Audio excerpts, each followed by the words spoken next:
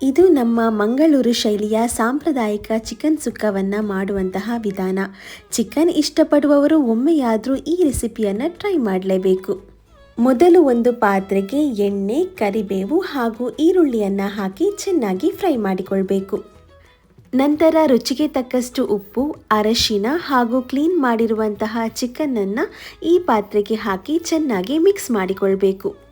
ಈಗ ಇದಕ್ಕೆ 2 ಸ್ಪೂನ್ ಹುಣಸೆ ರಸ ಹಾಗೂ ಪಾರಂಪರಂ ಚಿಕನ್ ಸುಕ್ಕ ಮಸಾಲವನ್ನು ಸೇರಿಸಬೇಕು. ಪಾರಂಪರಂ ಮಸಾಲ ನಮ್ಮ ಮಂಗಳೂರು ಶೈಲಿಯ ಚಿಕನ್ ಸುಕ್ಕಾದ ಅಸಲಿ ಹಾಗೂ ಅಮೋಘ ರುಚಿಯನ್ನು ಹೊಂದಿದೆ.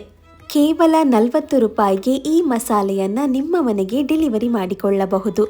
ಚಿಕನ್ ಸುಕ್ಕವನ್ನು ಹೊರತುಪಡಿಸಿ ಈ ಒಂದು ಮಸಾಲೆಯನ್ನು ಏಡಿ ಸುಕ್ಕ, ಮರವಾಯಿ ಸುಕ್ಕ ಹಾಗೂ ಕಡಲೆ ತೊಂಡೆಕಾಯಿ ಸುಕ್ಕಕ್ಕೂ ಉಪಯೋಗ ಮಾಡಿಕೊಳ್ಳಬಹುದು. ಹಾಗೂ ನನ್ನ ಕೂಪನ್ ಕೋಡ್ VIP 621 ಯೂಸ್ ಮಾಡಿದರೆ ನಿಮಗೆ 5% ಡಿಸ್ಕೌಂಟ್ ಸಿಗುತ್ತೆ. ಈ ಮಸಾಲಾ ಪೌಡರ್ ನಿಮಗೂ ಬೇಕು ಅಂತ ಇದ್ದರೆ ನನ್ನ ಕಾಮೆಂಟ್ ಸೆಕ್ಷನಲ್ಲಿ ಲಿಂಕ್ ಅಂತ ಕಮೆಂಟ್ ಮಾಡಿ. ಮಸಾಲೆಯನ್ನು ಹಾಕಿದ ನಂತರ ಚೆನ್ನಾಗಿ ಮಿಕ್ಸ್ ಮಾಡಿ 20 ನಿಮಿಷ ಬೇಯೋದಕ್ಕೆ ಬಿಡಬೇಕು. ನಂತರ ಒಂದು ಪಾತ್ರೆಗೆ ತೆಂಗಿನ ತುರಿ, ಅರಶಿನವನ್ನು ಹಾಕಿ ಚೆನ್ನಾಗಿ ಡ್ರೈ ಮಾಡಿಕೊಳ್ಬೇಕು.